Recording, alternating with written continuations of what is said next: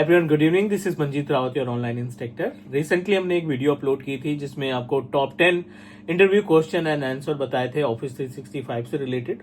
उसी पार्ट को थोड़ा सा हम आगे बढ़ाते हैं and today I am going to give you the another 10 important question जो आपकी हेल्प करेंगे इन केस ऑफ अगर आप माइक्रोसॉफ्ट 365 के प्रोफाइल के जॉब इंटरव्यू की तैयारी कर रहे हैं तो।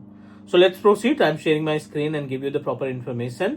Like we divided our question according to the admin center, like Microsoft 365 admin center से कितने क्वेश्चन हो सकते हैं, इंट्रा एडमिन सेंटर से इंटरव्यूअर क्या पूछ सकता है, एक्सचेंज एडमिन पे क्या क्वेश्चन होंगे, 360 टीम्स एडमिन सेंटर पे या शेयर पॉइंट से क्या क्या क्वेश्चन हो सकते हैं। तो we already segregated the part. उसी की अगली सीरीज हम यहाँ पे प्रोवाइड कर रहे हैं, अगला पार्ट प्रोवाइड कर रहे हैं एंड आई होप कि इसमें जो क्वेश्चन पुटअप होंगे वो आपके लिए बहुत ज्यादा बेनिफिशियल होंगे। I'm moving myself to the screen and please do subscribe here on Teach Me Cloud YouTube channel because Teach Me Cloud is a single technical training based YouTube channel that give you 100% live practical based video without skip any step. उम्मीद है screen मिल रही होगी जिसमें से हमने 2 part complete किए, 4 question यहाँ से, 5 क्वेश्चन यहाँ से, 4 या 5 क्वेश्चन हमने इंट्रा एडमिन से मैनेज किए थे। अगला जो इंपॉर्टेंट पॉइंट है बेसिकली हम बात कर रहे हैं यहाँ पे एक्सचेंज एडमिन सेंटर से। जब आप पोर्टल को ओपन करते हो as a admin, so you are able to find the all types of admin center और उसमें से एक है अपने पास एक्सचेंज एडमिन सेंटर, है ना। और इस एक्सचेंज एडमिन सेंटर से सबसे ज्यादा क्वेश्चन पुटअप किए जाते हैं। So be ready. क्या क्या क्वेश्चन हो सकते हैं? I am just going to start from the very basic. define, the first one is define mailbox properties। हम यूजर प्रॉपर्टीज की बात नहीं कर रहे हैं। Define mailbox user properties. The meaning of mailbox properties कि अगर आप पोर्टल को ओपन करते हो, ऑफिस 365 का पोर्टल अगर आप ओपन करते हो और उसमें मेल बॉक्स की प्रॉपर्टीज ओपन करते हो तो क्या क्या ऑप्शंस आपको देखने को मिलेंगे। And this is our responsibility. It's our responsibility. We must need to know about the types of options which are available in our mailbox properties. ठीक है, we are going to discuss. I'll definitely try to show you. Number second question, अगला question हो सकता है ये that you must need to know about the work of, second question really important, define the work of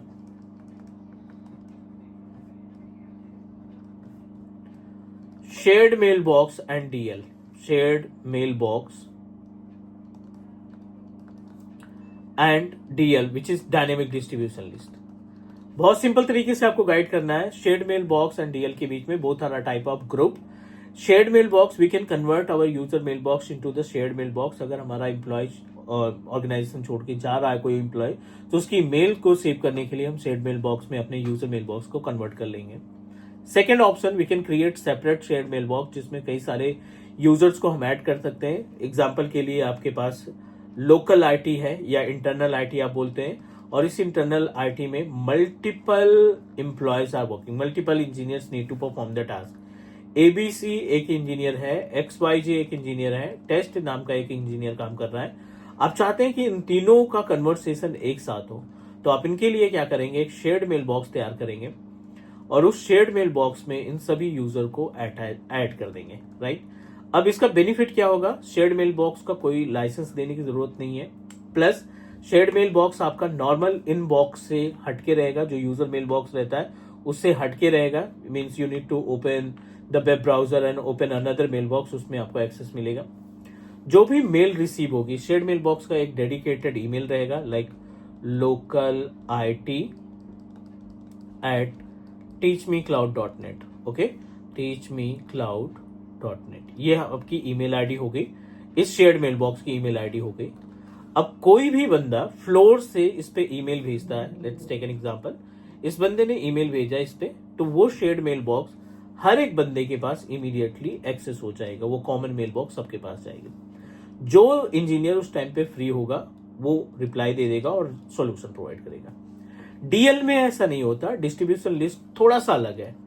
DL क्या होता है, इसको broadcast के लिए इस्तेमाल करते हैं। कोई मैसेज जो है आपको ब्रॉडकास्ट करना है सभी एम्प्लॉय पे, जो भी ऑर्गेनाइजेशन में एम्प्लॉयज है उन सभी के लिए मैसेज ब्रॉडकास्ट करना है, तो आप डीएल बनाएंगे और उसमें जितने भी एम्प्लॉयज हैं उनकी ईमेल आईडी को ऐड कर देंगे या यूजर्स की आईडी को ऐड कर देंगे। अब जो ईमेल आप डीएल पे सेंड करेगा कोई, वो सभी एम्प्लॉयज जितने भी मेंबर्स हैं उनके पर्सनल मेल बॉक्स में, जो उनका पर्सनल प्राइमरी मेल बॉक्स है, उस प्राइमरी मेल बॉक्स में ईमेल रिसीव होगी। जैसे आप कंपनी में होंगे तो आपको एचआर की तरफ से मेल रिसीव होती है, HR@xyz.com, है ना। मोस्टली मेल्स जो रिसीव होती है वो बेसिकली डीएल होता है, और डीएल के थ्रू आप उसको एक्सेस कर लेते हैं।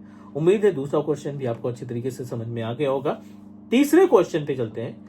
So third and really important question होता है ये कि आप जब भी आप टास्क परफॉर्म करते हैं एज माइक्रोसॉफ्ट 365 इंजीनियर का, so you must need to know about the work of migration, how many types of migration are available, and can you please define more about the prerequisite to set up migration? This is really important.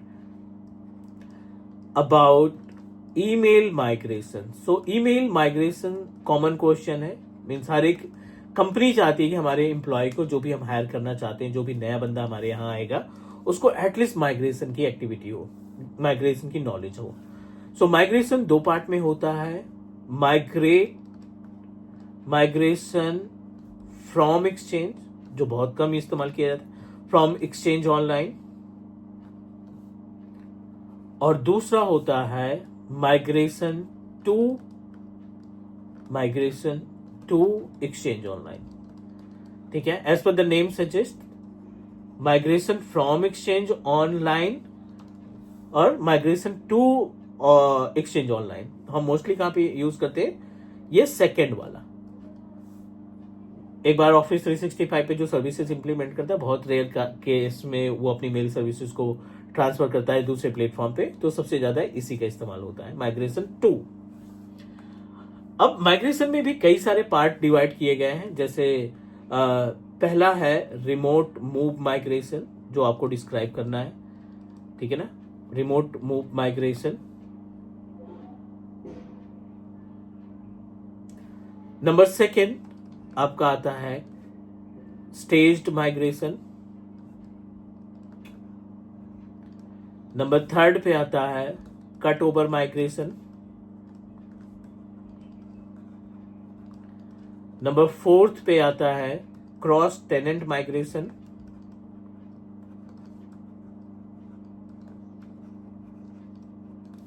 Number fifth पे आता है Google workspace migration.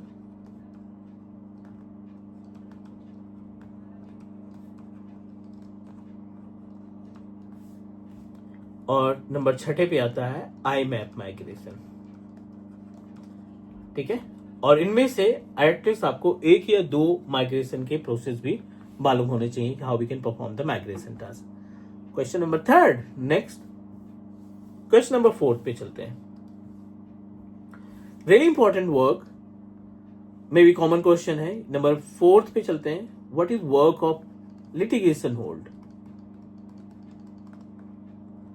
What is work of litigation hold? As per the name suggests, litigation hold की जो responsibility होती है ना, like if you deleted any content from your email, कोई भी डेटा आपने अपने ईमेल से डिलीट किया और अगर आपने उस यूजर की प्रॉपर्टीज में जाकर उस इंडिविजुअल यूजर का लिटिगेशन होल्ड कर रखा है ना, अगर आपने एक टाइम डिसाइड कर रखा है तो डिलीटेड डेटा को उस सर्टेन टाइम तक के अंदर रिवर्ट बैक किया जा सकता है। आप एडमिन हैं, आप ट्रेस करना चाहते हैं कि ये बंदा कोई कंटेंट तो नहीं डिलीट कर रहा है, उसको ट्रैक करना चाहते हैं एज एडमिन, आप उसकी ईमेल की प्रॉपर्टीज पे जाओ, मेल बॉक्स की प्रॉपर्टीज पे जाओ, और उस मेल बॉक्स की प्रॉपर्टीज में आपको लिटिगेशन होल्ड का ऑप्शन मिलेगा। You need to turn on the litigation hold, और आगे देगा डेज के लिए, कितने डेज के लिए।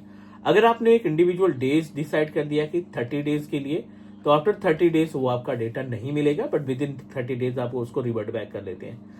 अगर आप ये प्लेस नन रखते हैं, आप कोई डेट नहीं डिसाइड करते हैं, आप कोई डेज नहीं डिसाइड कर रहे हैं कि इतने दिन तक के लिए हमारा डेटा अवेलेबल रहे, तो वो अनलिमिटेड टाइम के लिए रहेगा, उसको कभी भी आप रिवर्ट बैक कर सकते हैं। This is the work of litigation hold. उम्मीद है समझ में आ गई होगी बातें। आपको ऐसे ही डिस्क्राइब करना है अपने लाइक इंटरव्यूअर से कि किस तरीके से चीजों को मैनेज किया जाता है। अपार्ट फ्रॉम दिस, नंबर 5 है what is hybrid setup. Hybrid setup for exchange on premises. ठीक है, you need to describe about the concept of hybrid environment, how we can establish our hybrid environment for the mailing services. So hybrid का concept ये होता है कि आपने on premises पे भी ऑनलाइन एक्सचेंज भी स्टैब्लिश कर रखा है, और ये आपका लोकल ऑन प्रेमाइसिस पे एडी इंस्टॉल कर रखा है, एंड एडी के साथ साथ आपने एक एक्सचेंज सर्वर भी स्टैब्लिश कर रखा है. This is our exchange server. ठीक है, and both are connected to each other. इसको आपने सिंक्रोनाइज किया एडी कनेक्ट के through, which is Entra connect. और एक यहाँ पे टूल होता है जिसको आप हाइब्रिड सेटअप के लिए इस्तेमाल करते हैं. The meaning of to setup a hybrid environment, you are going to handle your mail boxes from both the location. कुछ मेल बॉक्सेस आप ऑन प्रेमाइसिस एक्सचेंज से मैनेज करना चाहते हैं, कुछ मेल बॉक्सेस आप लाइसेंस के थ्रू मैनेज करना चाहते हैं. This is the actual gap between the hybrid establish to set up our hybrid environment. उम्मीद है ये 5 क्वेश्चन जो आज हमने डिस्कस किए हैं वो सही तरीके से समझ में आ गया होगा. So I will give you the another list of our questions and answer, क्योंकि इसमें क्वेश्चन के आंसर थोड़ा सा बड़े थे, इस वजह से I need to create another kind of not playlist, we can say that we are going to create one more part of our interview question. So wait करो, कल तक आपको हम दूसरी वीडियो प्रोवाइड करेंगे. And please be prepared for the Microsoft 365 interview. और definitely ये जो हम क्वेश्चन की लिस्ट दे रहे हैं इनसे आपको बहुत ज्यादा बेनिफिट मिलने वाला है. तो फटाफट से सब्सक्राइब करो teach me cloud YouTube channel को, लोगों को बताओ, अपने ऑफिस कोलीग में शेयर करो, अपने रिलेटिव्स और फ्रेंड्स के सर्किल में शेयर करो, राइट? वो भी हमारे इस कंटेंट को यूटिलाइज कर सकें. डन करते हैं आज के लिए इतने. नेक्स्ट मिलते हैं अगली क्लास में. Take care, bye bye.